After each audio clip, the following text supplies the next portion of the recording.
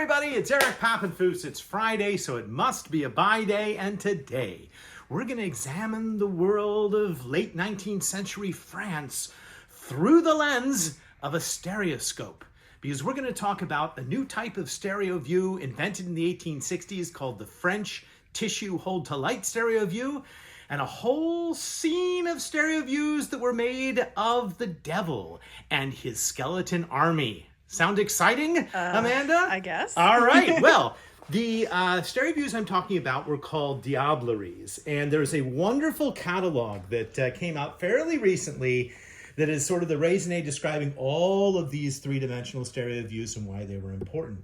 They were satirical commentaries on French society, and we were really fortunate because a handful of the original Diableries came into the store this week. Oh. And I'm going to show them to you. Shall we get to it? Absolutely. All right. The first thing, though, we're going to do is we're going to talk a little bit about the history of photography so you understand what is significant about these French tissue stereo views.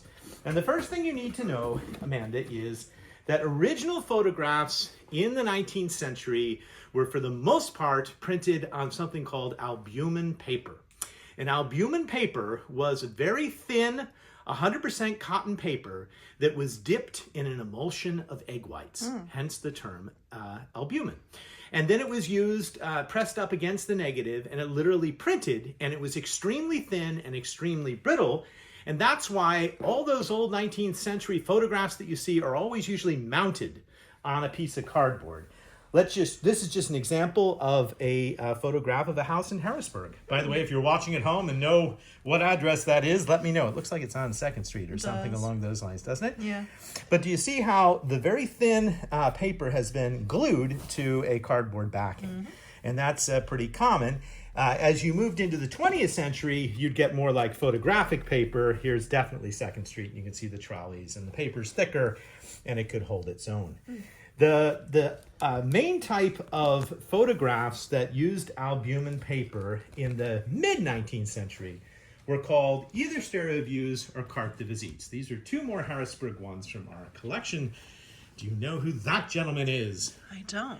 That is Simon Cameron, whose house is still here on Front Street, and that is the old Harrisburg Railroad Depot, which you can tell from the back. But the point here for you to know is that this is albumen paper mounted on a cardboard backing, very thin, and stereo views, again, to tell you how they would work is one side would replicate the left eye, the other side would replicate the right eye, and when viewed through the lens of the viewer, three-dimensional magic would occur. We can Almost get it. Almost get it. All right.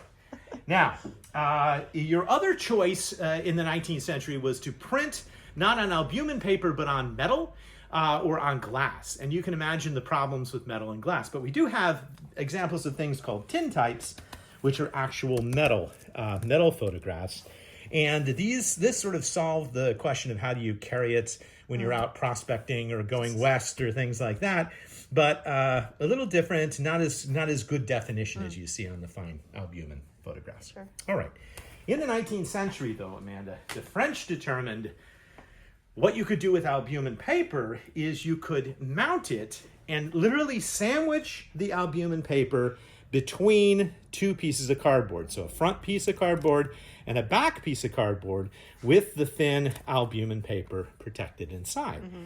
And this had several advantages, and this is what's called a French tissue stereo view from the 1860s.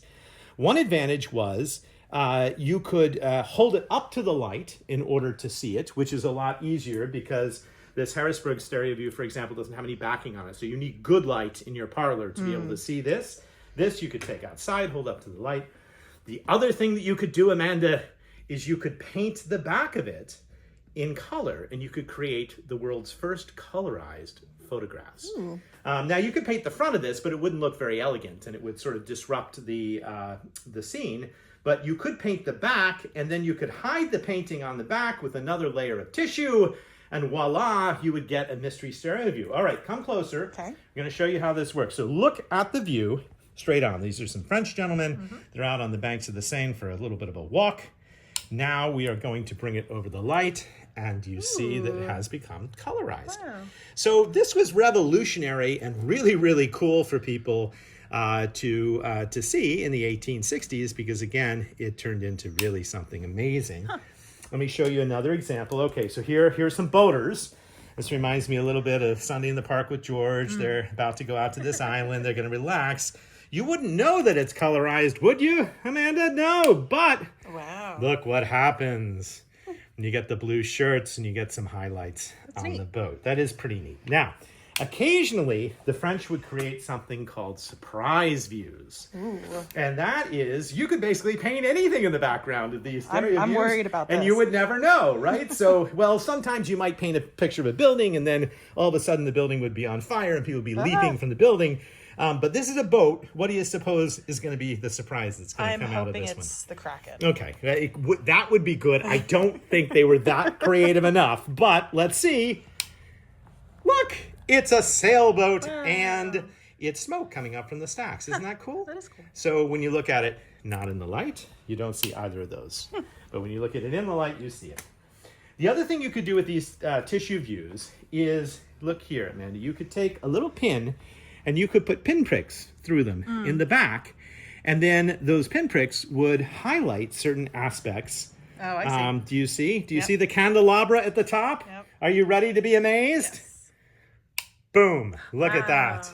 And do you see how the candles light up as really to the neat. background? That's pretty cool.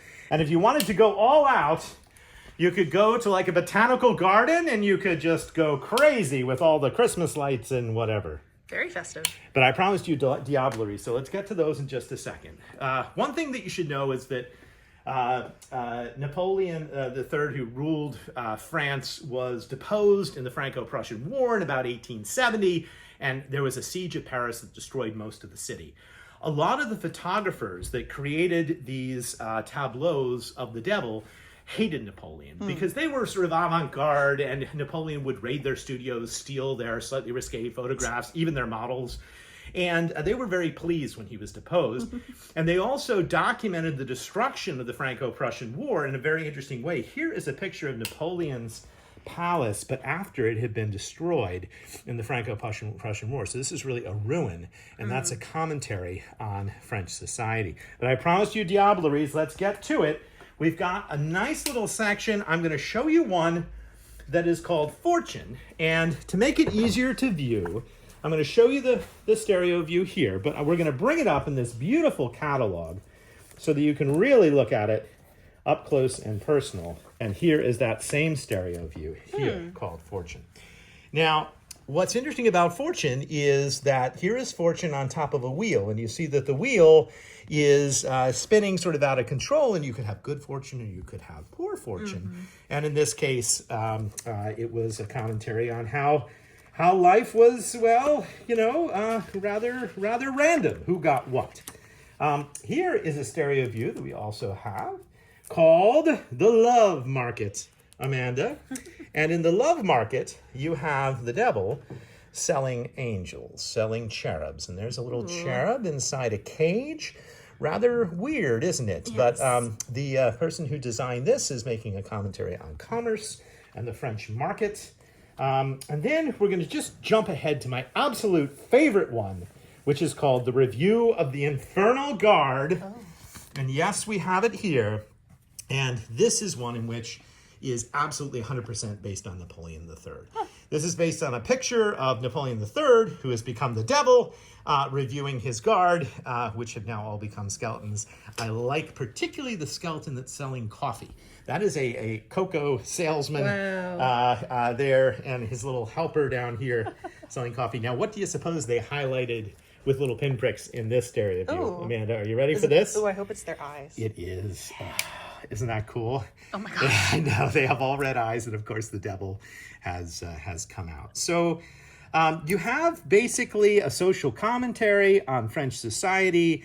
These Diableries are very rare, very collectible, and very fragile because you could pretty easily put your finger through one of those if you weren't careful. They were all the rage, so much the rage that if you were to be reading Harper's Magazine in 1860 in America and commenting on their political cartoons, you might come to a section here where the gentleman brings home his Stereoviews to his adoring family. Look, they're all happy to get the Stereoviewer.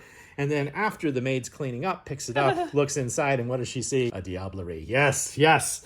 So it was something. Okay, well, I thought you'd enjoy that. Thanks for letting us talk a little bit about Stereoviews this week. We're going to end with a funny book. It is also related to Stereoviews. Are you ready, Amanda? That's right. It's Walter Potter's Curious World of Taxidermy. Oh, gosh. Why am I choosing this? Because, well, Walter Potter is amazing, and these are the most amazing sculptures you'll ever see. We have the bunnies, of course, it's bunny school. We have the cats, and people, his neighbors would bring him these animals, which these are the cats playing croquet. And we also have the squirrels. But the reason I think it's not only funny but interesting is because I found this Stereoview in the back in our own Midtown Scholar selection. And it is bunnies having their evening meal, and they all have little trays. You can't quite see it too well in the picture, but that's what's happening. And look at the trays, Amanda. It's definitely a Walter Potter Stereoview of bunnies, and that makes it highly collectible and highly interesting, as well as our funny, let's say, curious book of the week, in keeping with the world of 19th century Stereoviews. So that's another edition of By Day Friday. Thanks for watching. I hope you'll watch next Friday and every Friday at noon for more adventures in the world of books and ephemera.